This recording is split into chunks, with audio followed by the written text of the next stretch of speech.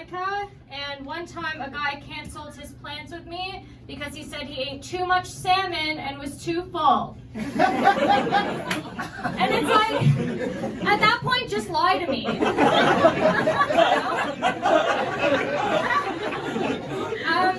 We were also gonna hook up, so he was basically saying like, I'm too full from salmon consumption to fuck you. I'd just rather be ghosted at that point, to be honest with you. Rather than be told I'm too full, so. Have you guys ever had a menti breaky? Mental breakdown? Yeah? Okay, got it? Yeah, good.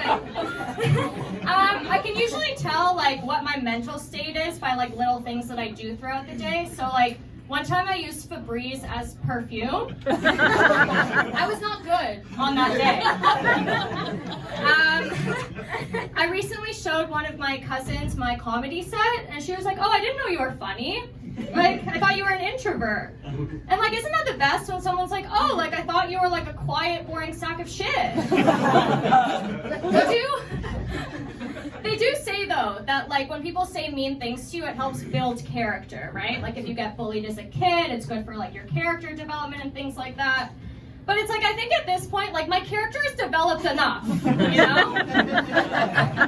Like I think I'm good. I think in today's world, we always need external validation, right? But I just think that sometimes I take it too far. Because one time after I asked a guy for constructive criticism after giving head for the first time, you know, like they talk about post-nut clarity, right? Like the guy comes down from it, he looks around, he's like, what the fuck? So like, this guy came down, he looked around, and I was there like handing him a scorecard. Please rate the overall user experience. Please let us know how we did today. And he was like, no, like I'm not gonna give you blowjob feedback, like that's not a thing. So my crazy ass was like, okay, like how are we gonna get this feedback, you know? So I decided on threats. So basically what I said to him was like, if you do not give me feedback, I won't perform the assignment again.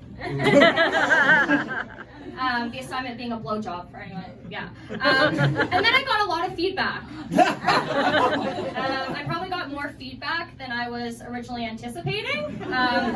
And sometimes these days guys will be like, oh, like where did you learn to do that, you know? And I have to like pretend that I was like born with blowjob giving skills, because I can't be like, oh, I coerced my ex into a blowjob feedback loop.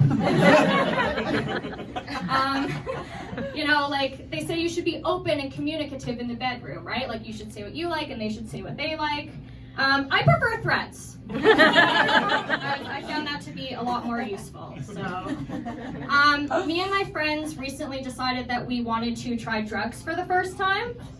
Yeah, give it up for drugs. Sometimes people are like, Monica, how did you avoid drugs in high school? Like, that's so great, you know?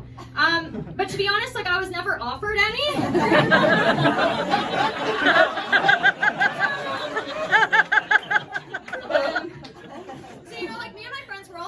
None of us have tried a drug. We're all like smart, career-driven women, so we start to do our research, you know, like looking up suppliers, reading reviews, trying to find like the optimal drug for us.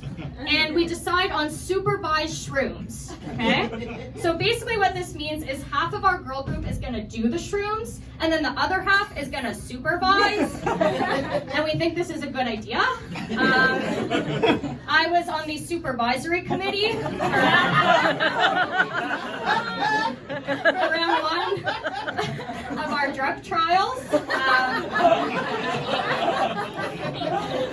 which was a good thing because it went terribly. Basically, the girls that did the shrooms were kind of like huddled in the corner in a fetal position, and then the supervisors were like, oh my god, are you okay? Is there anything we can do to help? And the girls on the shrooms were like, literally just shut the fuck up. Just stop talking. We like to be over-prepared, so we ended up purchasing 14 grams of shrooms, and only 2 girls ended up doing the shrooms. So if you're not a mathematician or a drug dealer, just know that that's an incorrect ratio of drugs to beginner girls. We ended ended up only using 3 grams of the shrooms, but because things went so poorly, we didn't want to do it again, so then we all had to become drug dealers.